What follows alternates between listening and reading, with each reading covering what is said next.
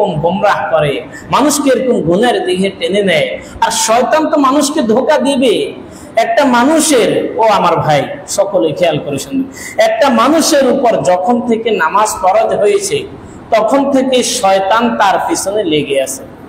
শয়তান আর এই ঈমানদার, এই বালেগ পুরুষ আর মহিলা বলেন, তার সাথে 24টা ঘন্টা এরকম যুদ্ধ হইতে থাকে। কার সাথে? কার সাথে? শয়তানের সাথে। আর বালেগ নারী হোক পুরুষ হোক তার সাথে। কখনো শয়তান জিতে যায়, কখনো ওই নারী পুরুষ জিতে যায়। যখন দেখবেন যে এই ব্যক্তি নামাজের ধারদারি হয়েছে, বুঝতে হবে এই ব্যক্তি শয়তানকে মাথায় তুলে আছাড় দিয়েছে, শয়তানকে নিচে ফেলে দিয়েছে।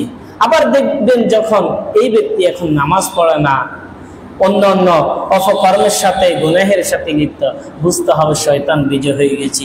এইভাবে শয়তানের সাথে এই মুসলমান নারী পুরুষ, বালেগ নারী পুরুষের সাথে সর্বদাই যুদ্ধ চলতে থাকে। কিন্তু যতক্ষণ পর্যন্ত এই যুদ্ধ চলতে থাকবে, কিন্তু একজন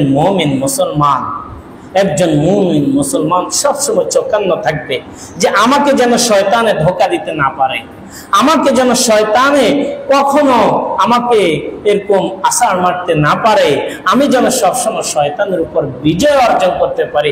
একজন মুসলমানের চিন্তা কোন আর প্রতিজ্ঞা হবে, একজন মুসলমানের চিন্তা ফিকির হবে এইটা যে আমার সামনে কবর আছে, আমার সামনে ফুলসিরাত আছে, আমার সামনে মিজান আছে, আমার সামনে হাসার আছে, আমাকে আল্লাহ তাআলার সামনে দাঁড়াইতে হবে।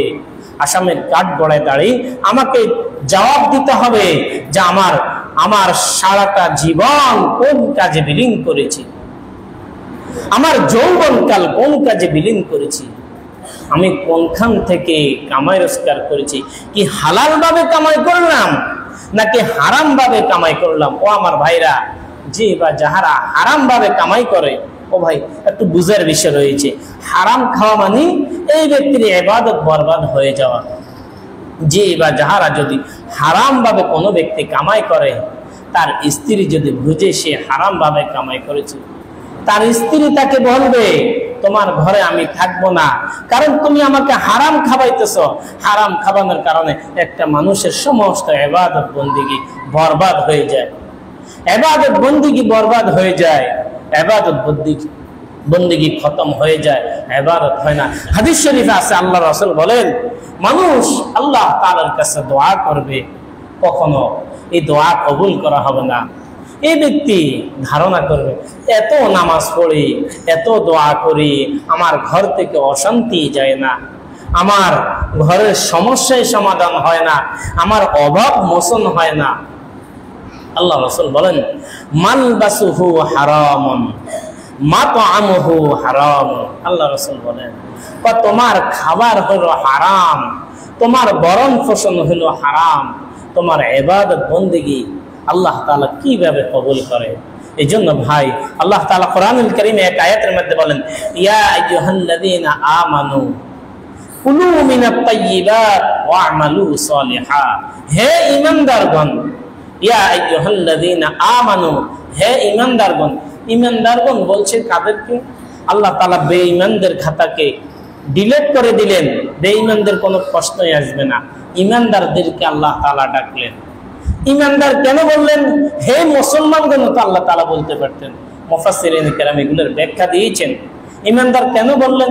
অনেক সময় দেখা যায় মানুষ তার ছোট বাচ্চাকে এত আদর করে, কয় ও আমার কলিজার টুকরা, ও আমার নয়নের মণি, ও আমার বাবা।